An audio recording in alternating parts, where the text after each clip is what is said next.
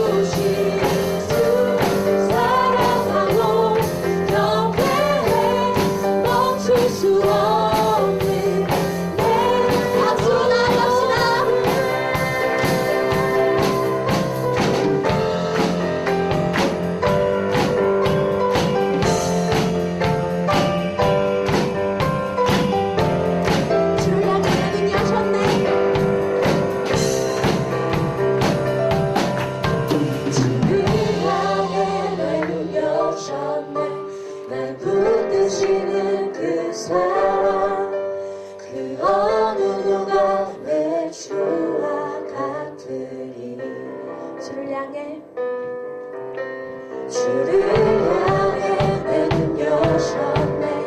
날 붙드시는 그 사랑 그 어느 누가 내 주와 같으리. 주를 향해 내 눈을 여셨습니다. 주를 향해 내 눈 여셨네. 날 붙드시는 그 사랑 그 어느. 한 번 더 찬양합시다. 주를 향해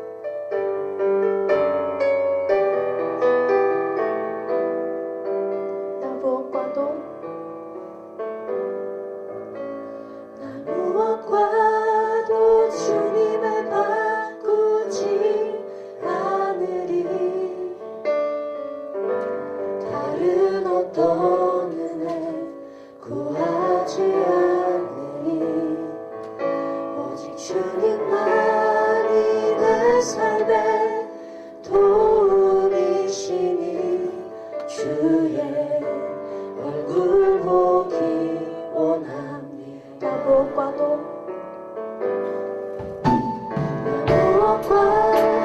주님을 바꾸지 않으리. 다른 어떤 은혜 구하지 않으리.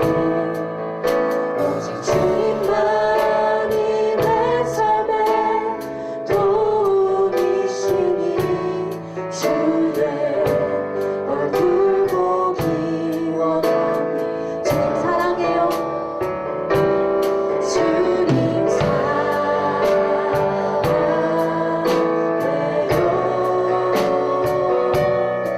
온 마음과 정성 다해 하나님의 신실한 친구 되기 원.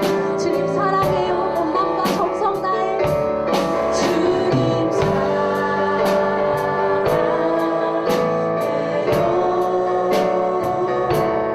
온 마음과 정성 다해 하나님의 신실한 친구 되기 원합니다.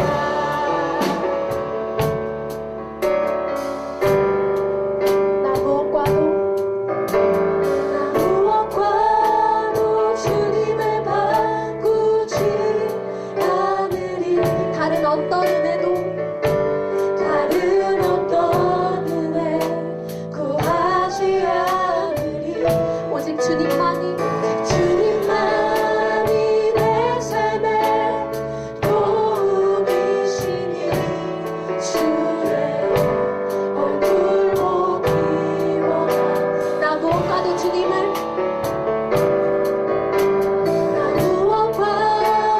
주님을 바꾸지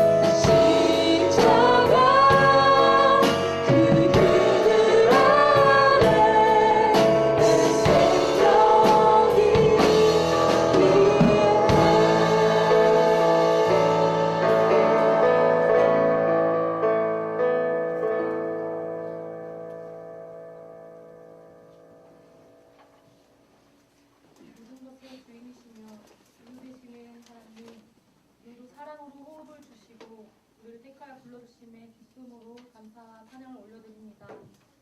거룩하신 하나님, 거룩을 사모하지 못했던 정결하지 못한 지난 행실이 있음을 주 앞에서 돌아보며 낱낱이 고백하며 회개합니다. 날마다 주님의 그 보혈로 깨끗이 씻어주소서. 보혈을 의지하여 예수 그리스도의 이름을 의지하여 일어나 나아가는 새벽 이슬 같은 주의 청년들, 주의 군대가 바로 우리가 되게 하여 주시옵소서. 주님, 우리를 사용하여 주시옵소서.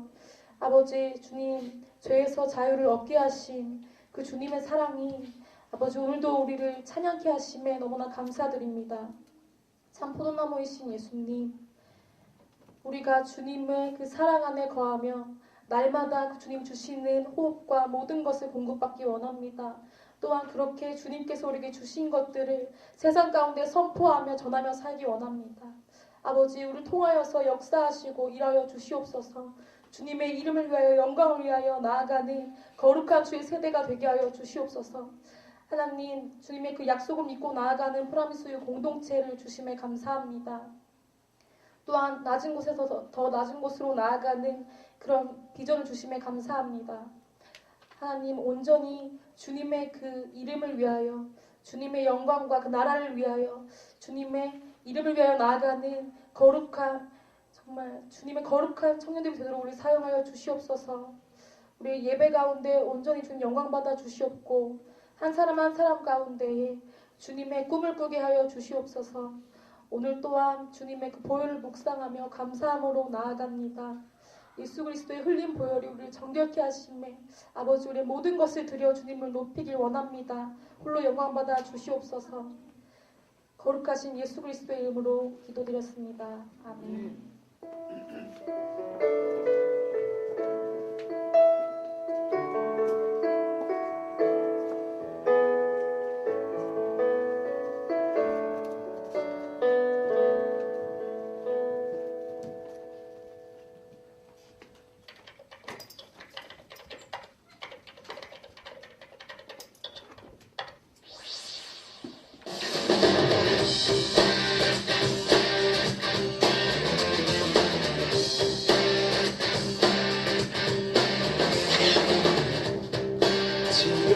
지금처럼만 행복해도 좋아.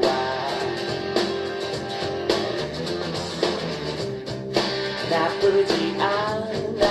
오래된 익숙한 나때 나아지르려 바라지 않나도 내 나름대로 멋지다 생각했어. 어두운 방에 앉아서 나 자신해서지 나처럼 보이는 저 광야에서 누구야 주님께서 내게 주신 것으로 난 자유롭고 그저 좋은 것에 가려져 있던 최고의 선물. 만나와 홍해 바디 꿈 기둥 향이 모두 다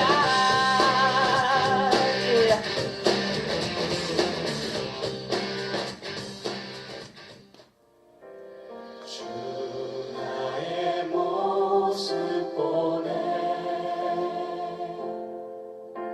상한 나의 맘 보시네. 주 나의 눈물 안에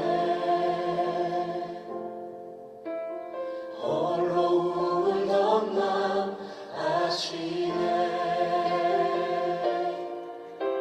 세상 소망 다 사라져가도 주의 사랑은 끝이 없으니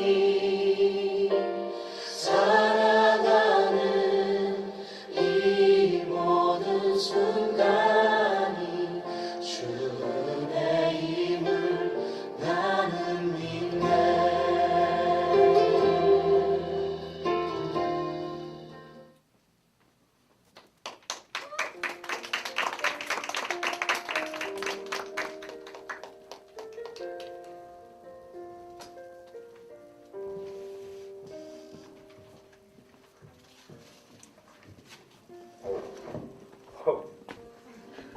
인정하러 나왔습니다.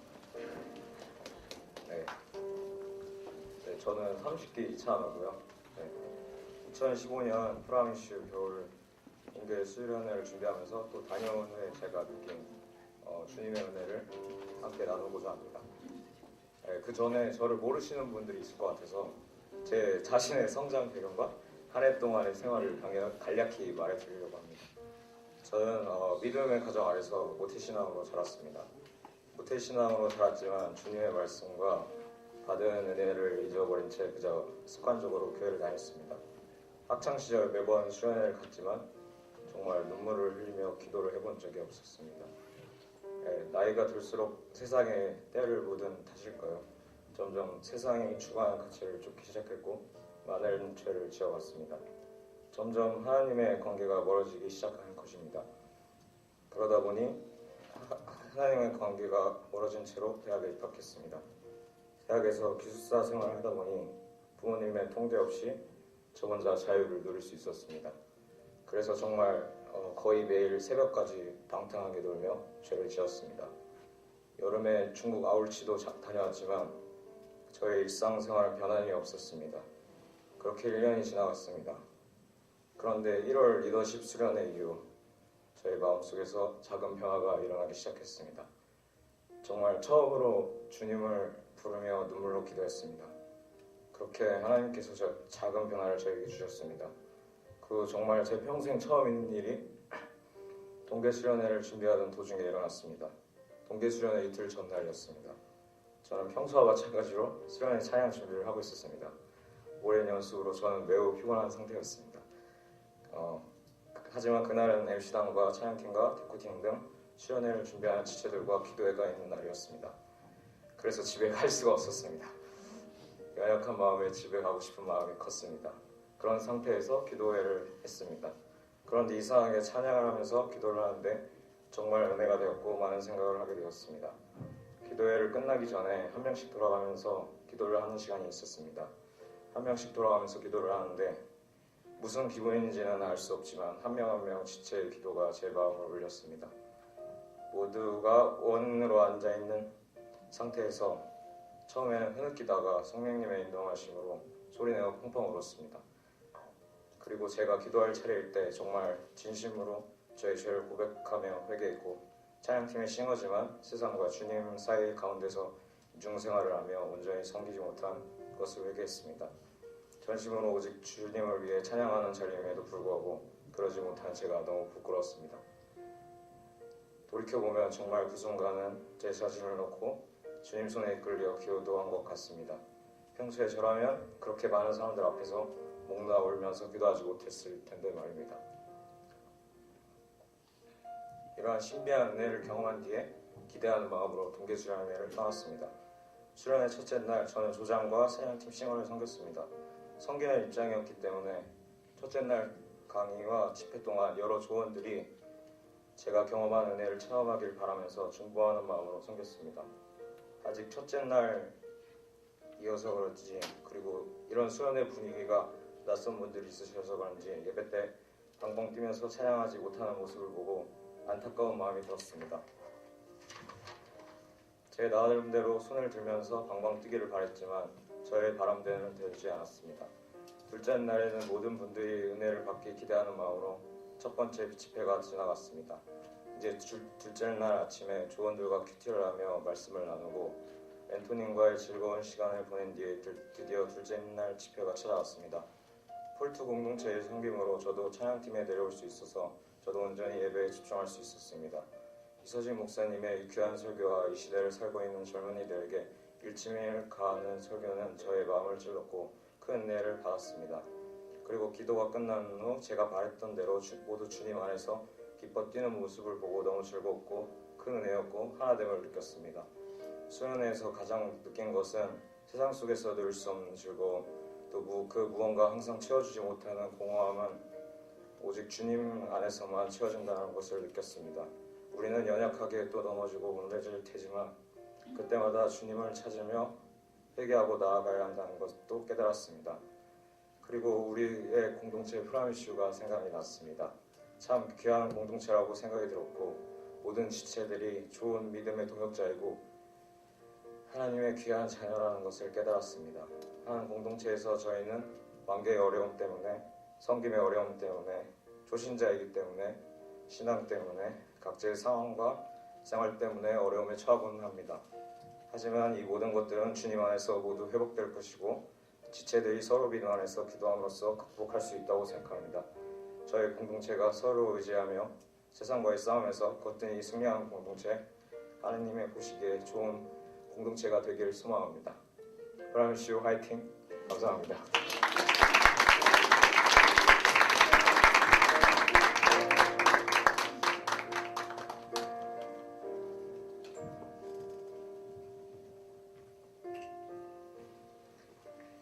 안녕하세요. 저는 26기 박보름입니다.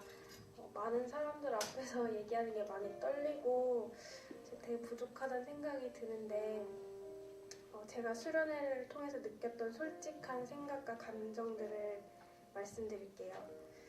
저는 수련회를 가기 전에 고민이 되게 많았어요. 개인적인 일로도 걱정거리가 많았지만 제 신앙생활에 있어서 어떻게 믿고 어떻게 기도해야 하는가에 대한 생각을 정말 많이 했던 것 같아요. 제가 교회 처음 다니게 된 그 계기를 말씀드리자면 작년 한 해는 저한테 매우 힘든 한 해였어요. 제 인생에 2014년은 없다고 해도 될 정도로 힘든 시간을 보내고 있었습니다. 그런 저에게 신앙을 가져보는 게 어떻겠냐는 주변 사람들의 권유로 교회에 찾아오게 되었습니다. 힘든 것들은 모두 신께 맡겨보자는 마음이었어요. 그렇게 교회에 찾아왔지만 기도를 해본 적도 없거니와 제 성격이 힘든 일을 가족들이나 친구들한테도 잘 털어놓지 못하는 그런 성격이라서 기도할 때도 하나님께 힘든 상황에서 저를 꺼내주세요 라고 하면서 정작 뭐가 힘든지 뭐 때문에 제가 그렇게 힘든지 솔직하게 말하지 못했어요. 8주를 넘게 교회에 나왔지만 이 상황이 해결되지 못했어요. 신앙을 갖기로 했으면 믿어야 되는데 믿음이 생기지 않는 상황인 거예요. 이런 상황에서 수련회를 가게 되니까 걱정이 많았어요. 근데 처음 양육순 배정을 받고 경원이 순으로 가게 됐을 때 우연히 이런 저의 상황에 대해서 나누는 기회가 생겼는데요. 그때 나슬이가 저에게 해준 말이 정말 큰 도움이 되었던 것 같아요. 언니 수련회를 통해서 얻고 싶은 것을 기도하고 수련회를 가게 되면 정말 얻게 되는 것 같다고 그렇게 말해줬어요. 그날 저녁부터 수련회를 가면 예수님을 만나고 모든 사람들이 말하는 그 사랑을 나도 느끼게 해달라고, 그래서 그분을 믿고 내 모든 힘든 것들을 모두 말하고 위로받을 수 있게 해주세요 라고 기도했어요. 그리고 수련회 첫째 날이 되었습니다. 제게는 아무런 변화도 없었지만 계속 기도했어요. 전도사님을 따라서 예수님 저를 만나주세요 라고 계속 외쳤습니다. 둘째 날 아침까지도 똑같았어요. 너무 피곤하고 지쳐서 기도도 안 나오고 예배 때도 마음을 다하지 못하고 집중도 못했습니다. 그날 저녁 집회 때 너무 피곤하니까 오늘은 뒷자리에 앉아서 조금이라도 편하게 졸아보자 라는 마음으로 뒷자리에 앉았습니다. 그날은 사마리아 여인과 예수님의 만남에 대한 말씀이 있었어요. 그때 갑자기 사마리아 여인이 너무 저처럼 느껴지는 거예요. 갈급한 마음을 채우고 싶지만 그 상황을 벗어나지 못하는 사마리아 여인을 예수님께서 직접 찾아오셨다는 얘기를 듣고, 전에도 알고 있던 내용이었지만 사마리아 여인을 저처럼 생각하니까 이렇게 못난 나를 예수님께서 이렇게나 사랑해 주시는구나 라고 깨닫게 되었습니다. 사실 저는 작년에 우울증 진단을 받고 제 감정을 완전히 잃은 상태였습니다. 웃는 것도 남이 웃으니까 따라서 웃고, 답답한 마음을 눈물로 해소하고 싶어서 울으려고 해도 눈물이 나지 않는 상황이었어요. 그렇게 감정이 없던 제가 그 사랑을 느끼는 순간 저도 모르게 눈물이 왈칵 나왔습니다. 흐느끼면서 그렇게 오랫동안 정말 제 감정으로 펑펑 울었던 순간이 몇 년 만이었는지 생각도 안 나더라고요. 정말 제 마음을 만져주시는 게 느껴졌고 하나님께서 저에게 사랑한다 속삭여 주시는 듯했어요. 그리고 많은 사람들이 제 손과 등을 어루만져 주시면서 함께 기도해 주셨는데 그때 더욱 하나님의 사랑이 전해졌습니다. 이렇게 하나님을 닮아가는 사람들이 나와 함께 있고 그 사람들이 나를 위해 기도해 주는구나 라고 생각을 했어요. 그렇게 수련회가 끝나고 성경 말씀을 읽을 때 제 마음가짐이 달라진 것 같아요. 그 전에는 예수님께서 행하신 일들이 솔직히 좀 의심되고 시간이 지나면서 부풀려졌을 수도 있다는 생각을 했는데 지금은 쓰여진 대로 받아들여졌습니다. 지금 이 자리에 수련회 전에 저의 모습을 한 사람들이 분명 있을 거예요. 믿지 않으면 힘든 상황이 해결될 수 없잖아요. 예수님 저를 만나주세요 라고 기도해보고 정확히 뭐 때문에 힘든지 솔직하게 하나님께 고백하다 보면 언젠가 앞에 나타나 주시고 응답해 주시지 않을까요? 감사합니다.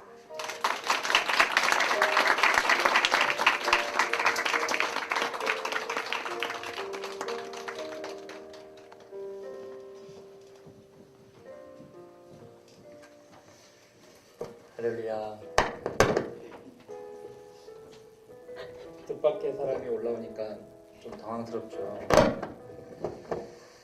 성중원 목사이고요. 오늘 한 달에 한 번씩 하는 성찬식을 진행하기 위해서 또 온 김에 말씀을 선포하기 위해서 왔습니다.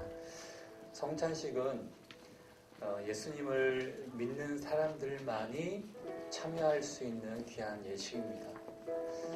저는 여러분이 이미 예수 그리스도를 믿고 예수님 안에 거하고 있는 귀한 하나님의 사람이다라고 생각합니다. 이 성찬을 통해서 우리 하나님의 마음을 다시 한번 회복할 수 있는 여러분이 되었으면 좋겠습니다.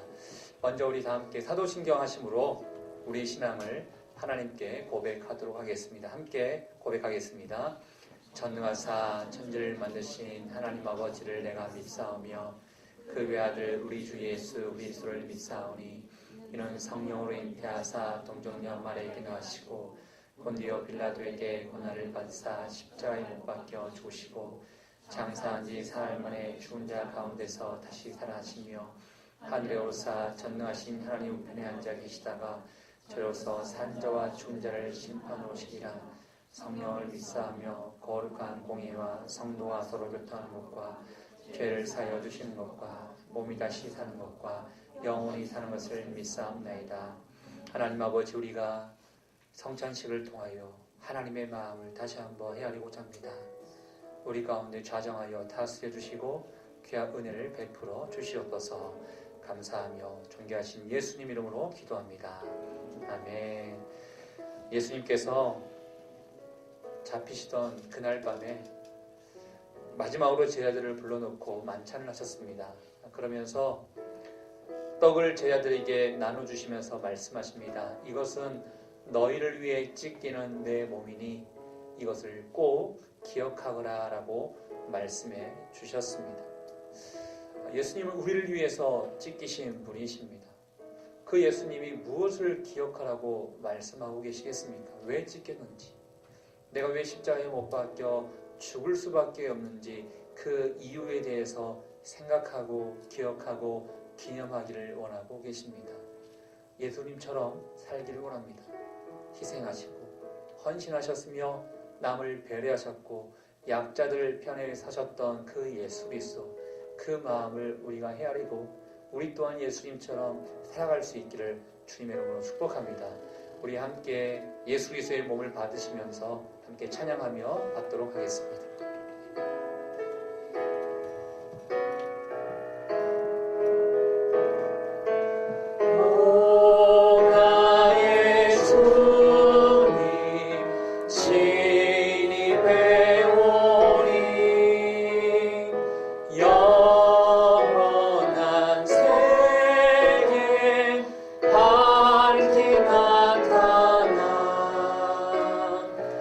하나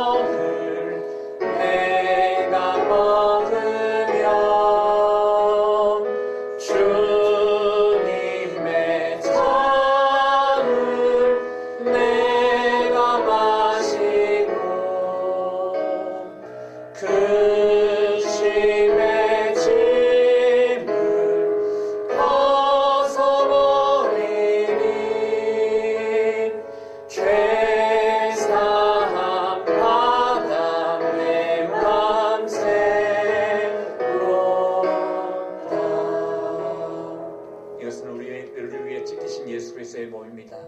자, 함께 저를 따라하시고 난 이후에 함께 동참하도록 하겠습니다. 이것은 예수 그리스도의 몸입니다. 이것은 예수 그리스도의 몸입니다. 쪽에서 동참합니다.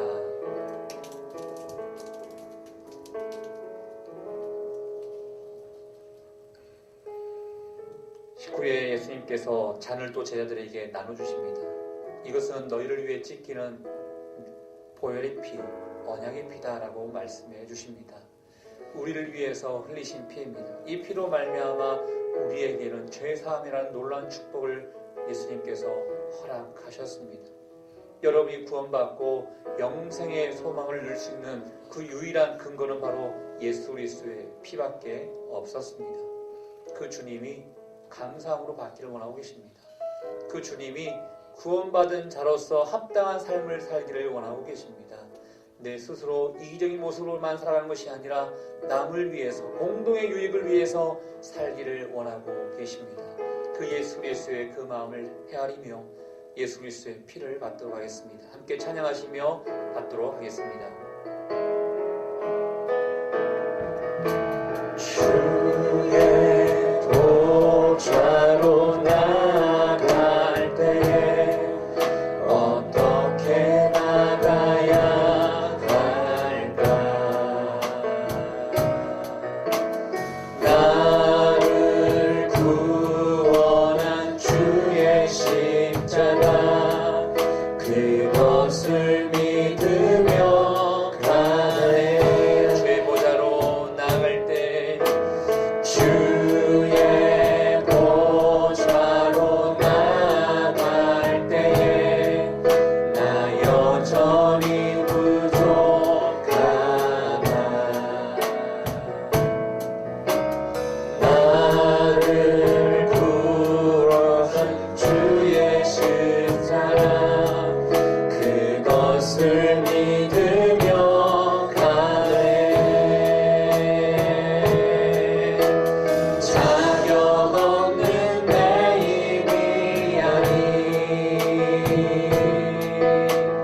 오직 예수님의 보혈로. 자격 없는 내 힘이 아니 자격 없는 내 힘이 아니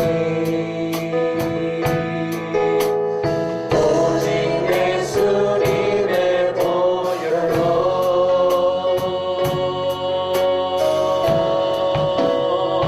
십자가의 보혈 완전하신 사랑 힘입어 나갑니다.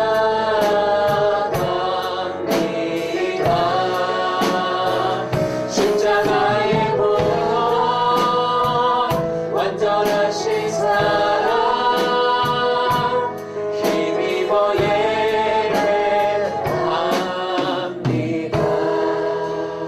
우리 같이 한번 기도하기를 원하는데 예수 그리스도의 피를 마시기 전에 어떠한 마음을 우리 예수님께 드리겠습니까? 어떠한 인생을 살겠노라고 고백할 수 있겠습니까? 예수님이 친히 우리에게 모범이 되어주셨고 어떻게 살아갈지를 알려주셨는데 여러분들은 어떻게 살기를 원하고 계십니까?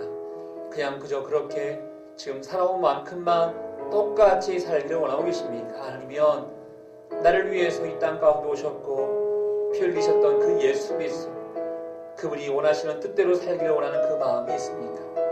하나님께 기도할 때 여러분의 마음의 각오와 결단을 우리 하나님께 드리십시오. 하나님, 내가 이렇게 살겠습니다. 하나님께서 원하시는 인생 되겠습니다. 하나님의 기뻐하는 삶을 살겠습니다. 이런 마음의 고백을 우리 주님께 드리며 함께 기도하며 나오도록 하겠습니다. 하나님 아버지, 이 시간에 예수 그리스도의 피를 마시게 하소서. 우리의 마음을 우리 하나님께 드립니다.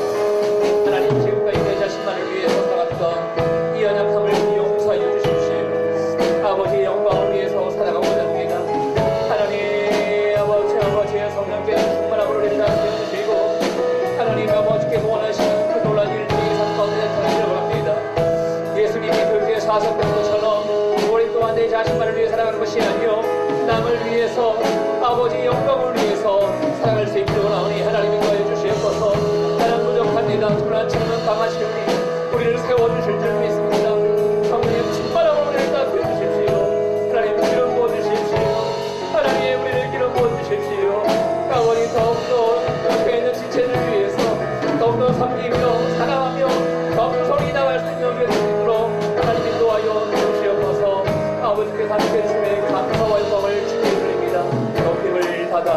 주시옵소서.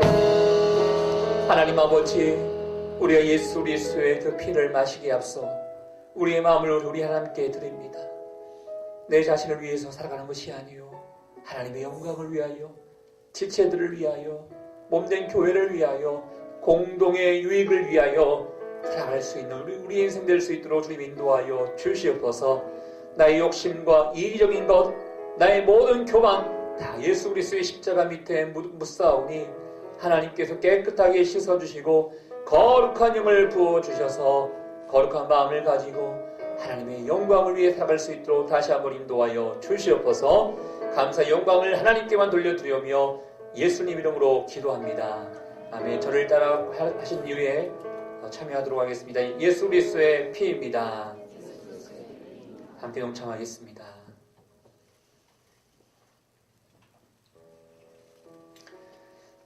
다시 한번 주의 이름을 찬양합니다. 여러분 삶 가운데 예수님께서 원하시는 삶이 무엇인지, 예수님이 우리를 위해서 어떠한 인생을 살아가시는지를 늘 헤아리면서 살아갈 수 있기를 주님의 이름으로 축복합니다. 성찬은 한 달에 한 번씩 한 것이지만 여러분 매일매일이 성찬에 임하는 그 자세로 살아가야 될 줄 믿습니다. 그게 예수님께서 우리에게 원하시는 그 뜻입니다. 예수님이 우리 안에 거하기를 원하시고 또 우리가 예수님 안에 거하기를 원하고 계시죠. 그 예수님의 그 마음이 여러분의 마음이 되기를 바라고 여러분의 삶 가운데 늘 하나님의 기쁨이요 영광이 될 수 있기를 주님의 이름으로 축복합니다.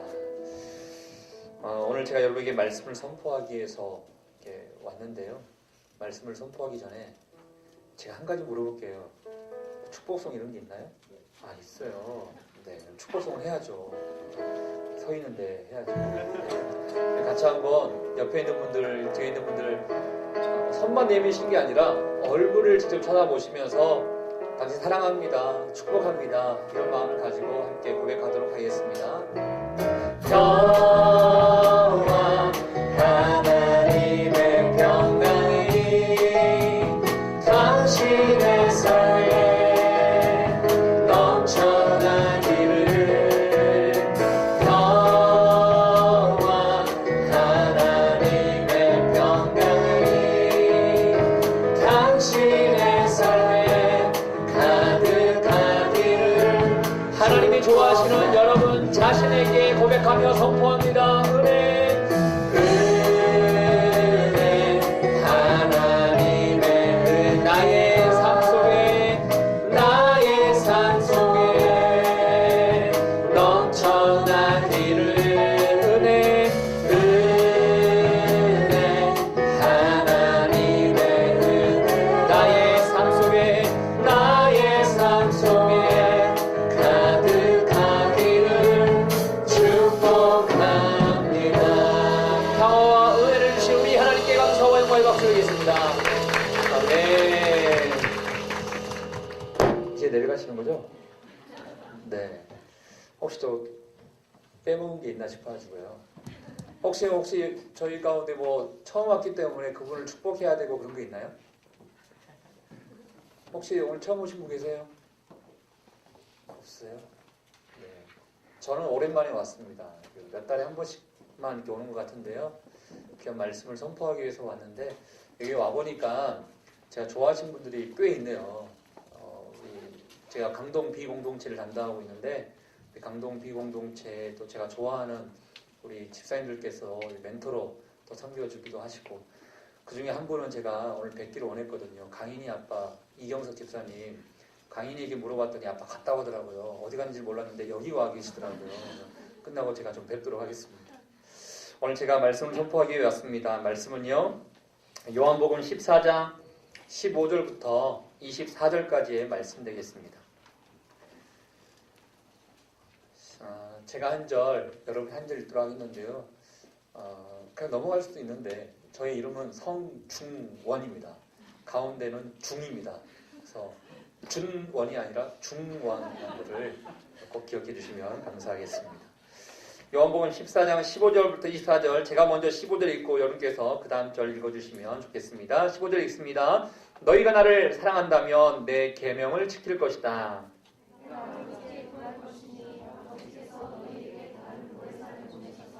너희와 영원히 함께 있도록 하실 것이다. 그분은 진리의 영이시다. 세상은 그분을 볼 수도 없고 알 수도 없기 때문에 그분을 받아들일 수가 없다. 그러나 너희는 그분을 안다. 그분이 너희와 함께 계시고 또 너희 안에 계실 것이기 때문이다. 조금 있으면 세상은 나를 보지 못하겠지만 너희는 나를 볼 것이다. 내가 살아있고 너희도 살 것이기 때문이다.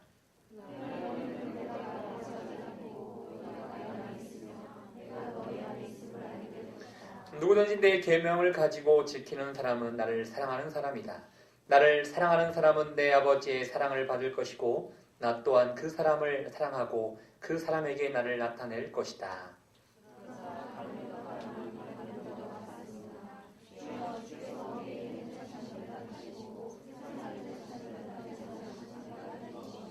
예수께서 그에게 대답하셨습니다. 누구든지 나를 사랑하는 사람은 내 말을 지킬 것이다. 그러면 내 아버지께서 그 사람을 사랑하실 것이요 아버지와 내가 그 사람에게로 가서 그와 함께 살 것이다.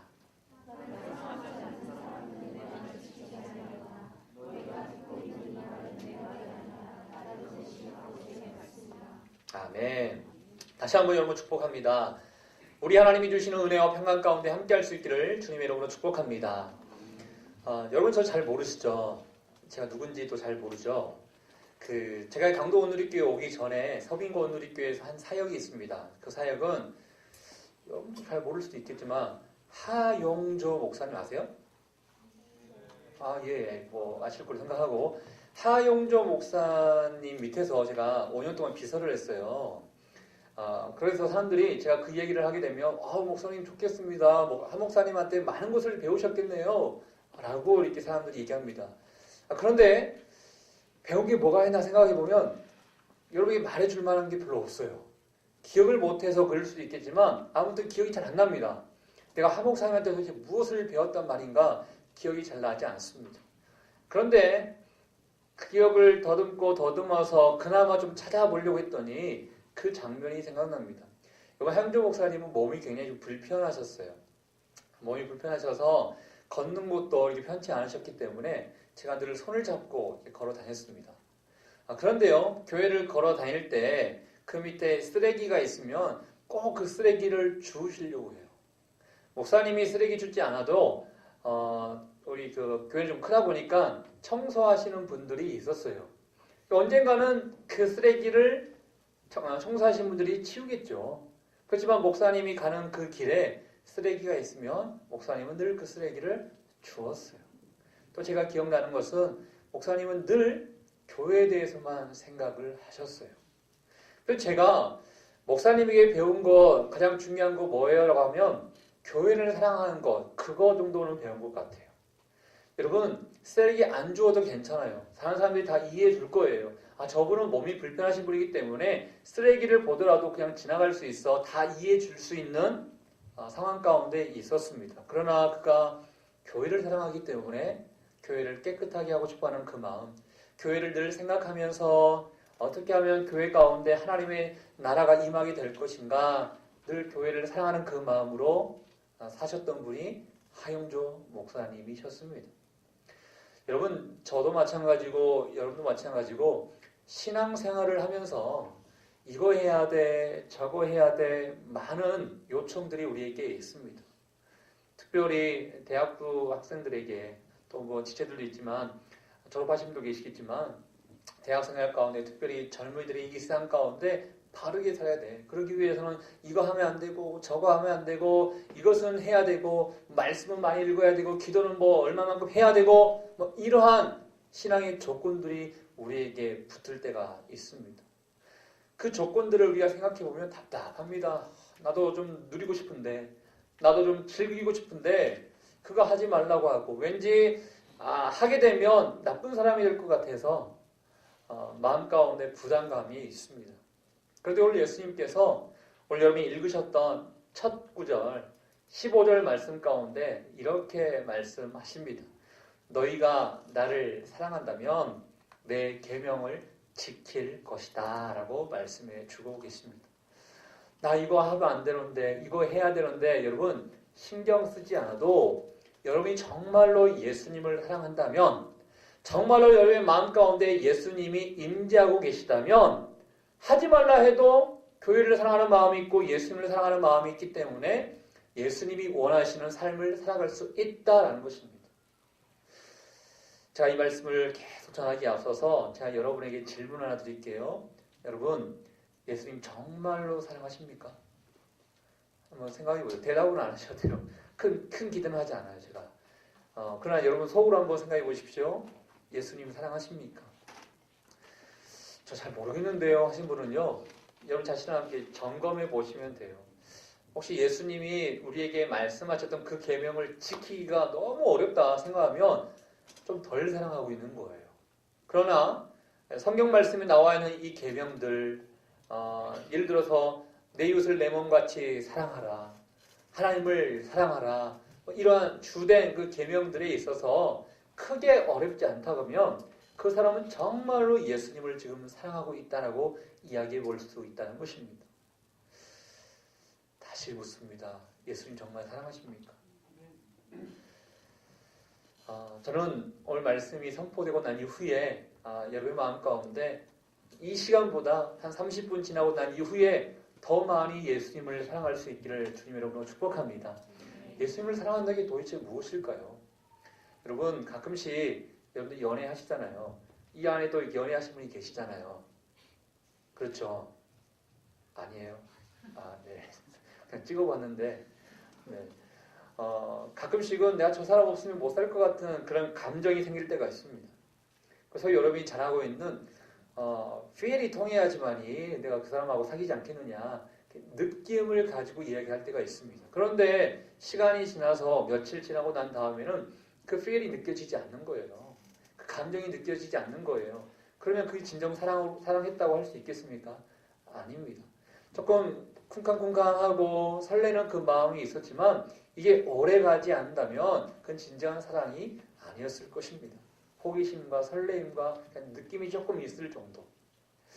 느낌이 사랑은 아닌 것 같습니다. 감정이 사랑은 아닌 것 같습니다. 때로는 또 여러분 뭐 아직 젊으시기 때문에 정치에 대해서 큰 관심이 없을지 모르겠지만 보통 보면 정치에 대해서 이념이 있습니다. 사상도 있습니다. 그 이념과 사상이 사랑을 얘기하지 않습니다. 사랑은 무엇인가? 사랑은 내 마음과 내 영을 다해서 드리는 게 진정한 사랑입니다. 여러분, 우리의 마음은요, 우리의 감정과 내가 이렇게 꼭 하겠다라는 헌신의 자리를 말하는 것이죠. 내 헌신과 내 감정의 자리가 마음인데 한마디로 하나님께 집중시키는 게 내 마음인 것입니다. 그러면 진정으로 예수님을 사랑하는 사람은 하나님께 내 마음을 집중시키고 헌신하는 게 진정한 사랑이다라는 것입니다. 그러면 어떠한 계명이 나에게 부담스러울 수 있는 계명이 있다 하더라도 자연스럽게 그 계명들을 지켜갈 수 있다는 것이죠. 여러분 단순히 아까 우리 간증도 해주셨는데요. 수련회 한번 갔다 오면 막 내 마음이 뜨거워져가지고 그래 내가 예수님을 위해서 살 거야. 그 수련회 장소 안에서는 그런 마음의 고백을 했는데 한 일주일도 안 돼서 이 주일 예배에 왔는데 그 수련회 때 고백했던 그 마음의 감동과 열정과 뜨거움이 없다 그러면 안타까운 거잖아요. 여러분 주님이 원하시는 것은 그때도 그런 마음이 있지만 지금 이 순간에도 내 마음과 내 헌신의 방향이 하나님께만 향해 있는 것, 그게 진정으로 사랑하는 사람이다라고 이야기해 주고 있다는 것입니다. 먼저 축복하고 싶은 것은 여러분의 헌신의 방향이, 여러분의 마음의 방향이 하나님께로 온전하게 비춰질 수 있기를 주님 여러분으로 축복합니다. 왜 예수님이 너희가 나를 사랑한다면 내 계명을 지킬 거야 왜 이야기를 했겠습니까? 여러분 지금 요한복음 제가 14장 말씀을 읽었는데요. 이 14장 전부터 예수님이 지금 마지막 설교를 하고 계시는 거예요. 십자가에 못 박혀 돌아가시기 전에 마지막 설교를 하고 계시는 거예요. 제자들에게 예수님이 말씀합니다. 내가 곧 떠날 거야. 내가 막 떠날 거야. 이런 얘기하니까 제자들이 당황스럽습니다.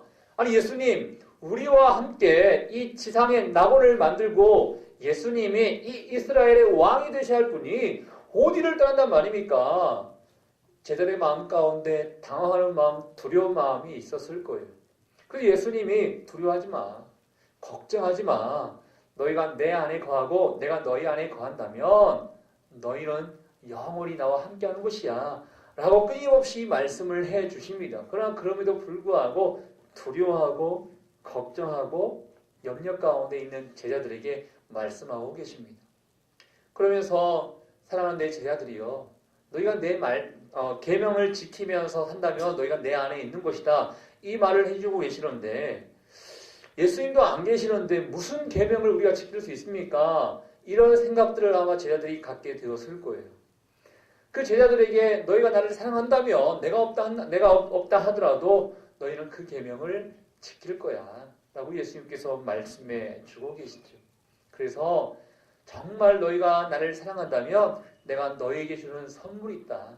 나를 사랑하는 사람이 받게 되는 특권이 있다 라고 하시면서 16절 말씀을 우리에게 선물로 주신 것을 볼 수가 있습니다. 16절 말씀을 같이 한번 읽어보겠습니다. 시작. 내가 아버지께 구할 것이니 영원히 함께 있도록 하실 것이다.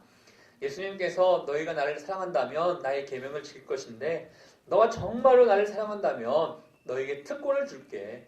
비록 내가 떠나지만 내가 아버지께 구해서 또 다른 보혜사를 너에게 보내줄게 라고 약속을 해주신 것을 볼 수가 있습니다. 여기 또 다른 그렇다면 이 보혜사, 성령을 얘기하는 것인데요. 성령님은 보혜사입니다. 보혜사는 도와줄 자, 협력자, 조력자, 위로자 이런 뜻을 가지고 있어요. 그 성령님이 그러한 분이신데 그 전에도 보혜사가 있었다는 것이죠.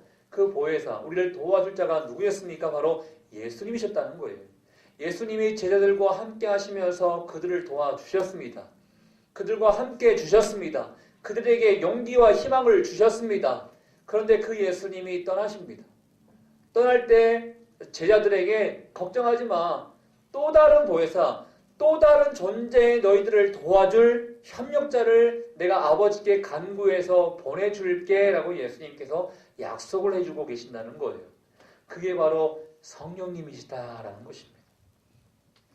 여러분, 성령님은 여러분 한 사람 한 사람이 신앙생활을 잘 할 수 있도록 도와주시는 분이십니다. 여러분이 능력이 없으면 능력을 주실 수 있는 분이 성령님이십니다. 때로는 내가 사역을 잘했으면 좋겠다. 하나님의 영광을 돌리고 싶은데 하나님 내가 은사가 필요합니다 라고 간구하면 은사를 주실 수 있는 이도 성령님이십니다. 성령님은 여러분이 필요한 것이 있다면 가능한 모든 방법으로 도와주려고 하신 이가 성령님이십니다. 예를 들어 볼게요. 여러분의 삶 가운데 가장 필요한 존재가 누구인가라고 설문조사를 해봤더니 친구가 가장 필요하다. 엄마 아빠보다도 나의 속마음을 털어낼 수 있는 존재는 친구다라고 이런 조사가 있더라고요. 여러분 힘들고 어려울 때 누군가에게 이야기하고 싶을 때가 있죠. 어떤 친구가 정말 내 마음을 알고 내 이야기를 들어줄 만한 친구가 내 옆에 있다고 생각해 보십시오. 그래 내가 다 너 이해해. 너 그런 두려움 있는 거 다 알아. 걱정하지 마. 그래서 내가 너 옆에서 말동무가 되어줄게 라고 친한 친구가 있다고 생각해 보십시오. 그런 친구의 역할을 해줄 수 있는 이가 성령님이시다라는 거예요. 여러분이 전쟁터에 나갔어요. 전쟁터에 나갔는데 적군에게 여러분께서 패했습니다. 패가지고 사기도 떨어지고 시물케 있고 힘과 용기도 없고 낙마하고 있는 상태에서 사령관이 다가옵니다. 사령관이 다가와서 절망하지 마. 낭망하지 마. 다시 싸워서 이길 수 있어. 내가 너에게 힘을 줄게. 능력을 줄게. 내가 너와 함께 싸워줄게. 라고 사령관 같은 역할을 할 수 있는 이가 성령님이시다라는 것입니다. 또는 여러분 삶 가운데 어렵고 그 다음에 억울한 일을 당할 수 있어요. 그런데 어떠한 변호사가 찾아와서 당신이 그런 억울한 일이 있으면 내가 당신을 대신해서 변호할게요. 당신의 억울함을 내가 들어주고 다른 사람들에게 억울함을 호소해 줄게요. 라고 변호사의 역할을 할 수 있는 이가 성령님이시다는 거예요. 성령님은 가능한 한 할 수 있는 모든 방법으로 여러분을 도와줄 수 있는 이가 성령님이시다는 거예요. 그 예수님이 이 좋으신 성령님을 우리에게 보내주겠다라고 지금 말씀해 주고 있다는 것입니다. 근심 가운데, 걱정 가운데, 두려움 가운데 있는 제자들에게 예수님이 성령님을 소개해 주고 있다는 것이죠. 그런데 여러분, 이 성령님을 내가 소유하기 위해서, 이 성령님을 내가 경험하기 위해서 유일한 조건이 무엇입니까? 아까 제가 첫 번째 얘기했던 것처럼 예수님을 사랑하는 자들에게는 이러한 특권을 받을 수 있다라고 이야기하고 있다는 것이죠. 그러면 이 성령님은 구체적으로 어떠한 분이십니까? 17절 말씀 우리 같이 한번 성령님에 대해서 다시 한번 더 알아보도록 하겠습니다. 17절입니다. 시작. 그분은 진리의 영이시다.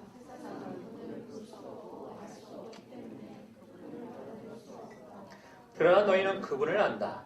그분이 너희와 함께 계시고 또 너희 안에 계실 것이기 때문이다.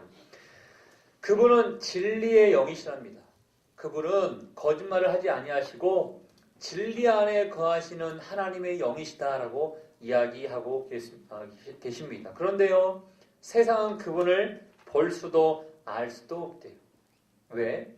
예수님을 사랑하지도 않고 믿지도 않기 때문에 알 수 없는 거예요. 근데 여러분들은 그 성령님에 대해서 아실 거예요. 어떻게 아십니까? 경험했기 때문에. 느껴봤기 때문에 아, 성령님이 계시구나 라는 것을 여러분이 제자들처럼 알고 계실 것입니다. 그래서 우리는 세상 사람들과 이야기할 때 때로는 안 통할 때가 있습니다. 영의 이야기를 하고 있는데 세상 사람들은 본 적도 경험한 적도 없기 때문에 도대체 저 사람이 무슨 이야기를 하고 있는가 통하지 아니할 때가 있음을 보게 되죠. 세상은 볼 수 있고 세상은 알 수 있는 것만을 위해서 살아갑니다. 그렇지만 여러분들은 볼 수 없지만 알 수는 없지만 우리에게 함께 하셨던 하나님의 임재하심이 있기 때문에 그의 영광을 위해서 우리는 살아가고 있지 않습니까? 세상하고 우리는 사실은 부딪힐 수밖에 없어요. 자, 여러분에게 과감하게 말씀드리는데요. 세상을 살아가는 데 있어서 전혀 아무런 두려움이 없다 그러면 여러분 믿는 자의 모습으로서 안 살고 있기 때문에 전혀 부딪힘이 없는 거예요.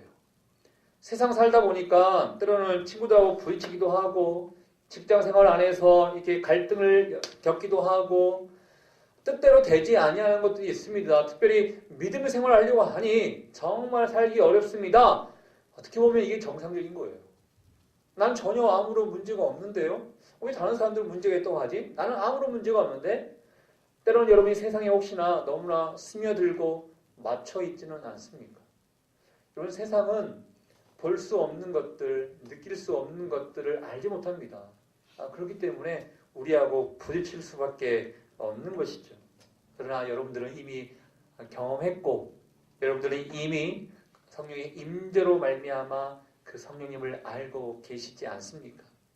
그 예수님께서 너희는 그분을 안다. 그분이 너희와 함께 계시고 또 너희 안에 계실 것이기 때문이다. 내가 지금까지 너희와 함께 했던 것처럼 이 성령님도 너희와 함께 할 것이다.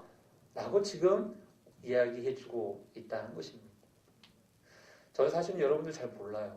이 안에 제가 지금 이렇게 말씀을 선포하고 있는데 구원의 확신, 믿음, 예수님을 사랑하는 것 어느 정도 그런 마음을 가지고 믿음 생활을 하고 있는지는 잘 모릅니다. 그렇지만 믿음이 있는 사람이라면 이 성령님을 이미 여러분이 선물로 받으셨어요.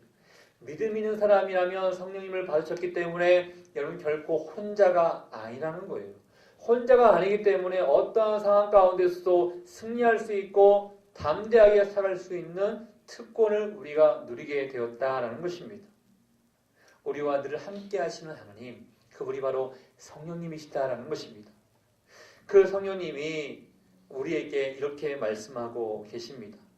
예수님 통해서 말씀하고 계시는데 18절 말씀 같이 한번 읽어보겠습니다. 시작. 나는 너희를 고아처럼 내버려두지 않고 너희에게 다시 오겠다. 예수님이 말씀하시기를 이런 거죠. 예수님 어디를 가신단 말입니까? 나는 지금 사실은 돈 다 버렸어요. 예수님 내 가족들 다 버렸어요. 내 직장도 다 버리고 예수님만 지금 따라왔는데 예수님이 떠나버린다 그러면 나는 뭐가 됩니까? 뭐 이러한 두려움 가운데 있었을 거예요. 그 제자들에게 예수님이 말씀하시는 거예요. 걱정하지 마. 너희를 고아처럼 내가 버려두지 않을 거야. 너희에게 다시 올 거야 라고 말씀하고 계십니다. 이 제자들이 언제 이것을 경험했겠습니까? 예수님이 부활하셨을 때 경험하셨을 거예요.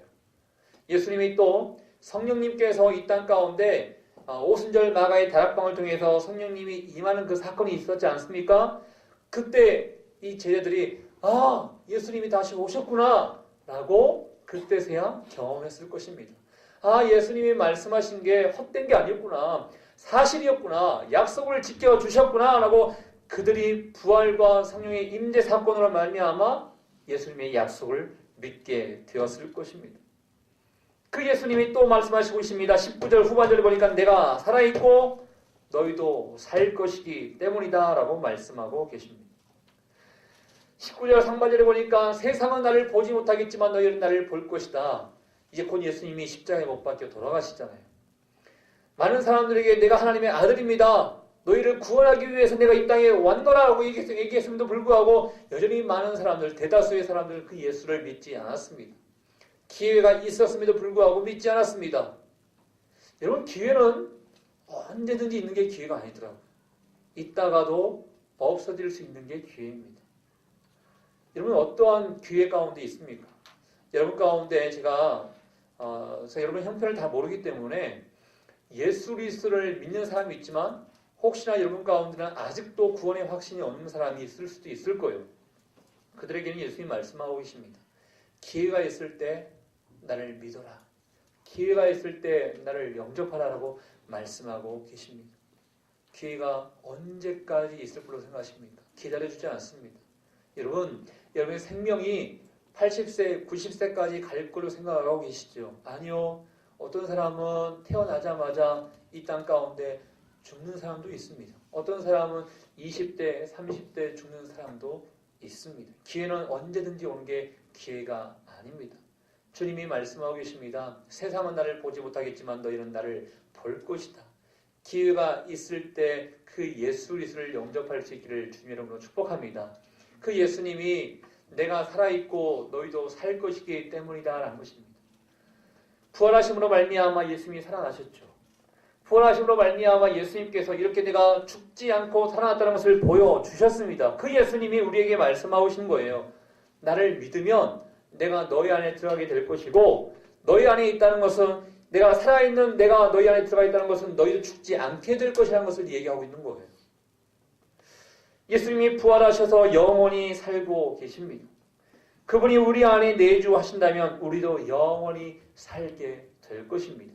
이게 성령의 임재 특권인 거예요. 내가 죽어도 죽지 않는다는 게 도대체 무슨 말이에요? 목사님, 사람이 죽고 난 이후에 썩어져 버리면 끝나는 건데 영원히 산다는 게 무슨 의미를 얘기하고 계십니까? 20절 말씀에 설명하고 있습니다. 20절 말씀 같이 읽겠습니다. 시작. 그날에 너희는 내가 내 아버지 안에 있고 너희가 내 안에 있으며 내가 너희 안에 있음을 알게 될 것이다. 많은 사람들이 하나님은 내가 알겠다. 그렇지만 예수님이 죽고 난 이후에 부활하신 것은 글쎄 믿기가 좀 쉽지가 않다라고 하신 분이 계십니다. 자, 하나님이 하셨다면 하나님은 어떠한 존재 하나님이십니까? 천지 만물을 만드신 하나님이십니다. 천지 만물을 만드신 하나님은 알파와 오메가가 되시는 하나님이십니다. 알파와 오메가가 되시는 하나님이라는 것은 시작도 하나님이요 끝도 하나님이라는 거예요. 그 말은 영원토록 존재하시는 이가 하나님이시라는 거예요. 영원히 존재하시는 그 하나님 안에 20절에 보니까 예수님이 들어가 계신다는 거예요. 그러니까 영원한 존재성을 가진 하나님 안에 예수님이 들어가 있기 때문에 예수님도 영원한 존재가 되었다는 거예요. 그 영원한 존재 예수님께서 우리 안에 있음에 우리 또한 영원한 존재가 될 수 있게 되었다라는 것입니다. 그래서 여러분, 예수 그리스도를 믿음으로 말미암아 두 가지 축복이 있습니다. 구원받은 축복이 있고 영원히 죽지 아니하는 영생의 축복이 우리에게 주어지게 된다는 것입니다. 또 기회 있을 때 믿으셔야 된다는 거예요. 기회 있을 때. 예수님께서 끊임없이 우리에게 불안 가운데 있는 제자들에게 끊임없이 말씀하고 있습니다. 내가 너희와 함께 할 거야.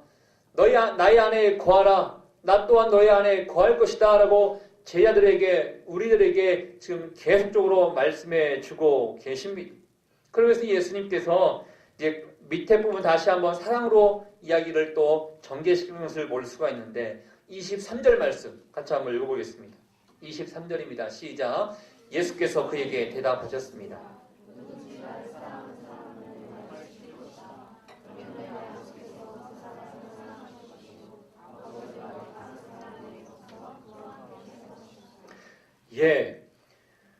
예수님께서 나를 사랑한다면 또 나의 계명을 지킬 것이다 라고 또 말씀해 주고 계십니다.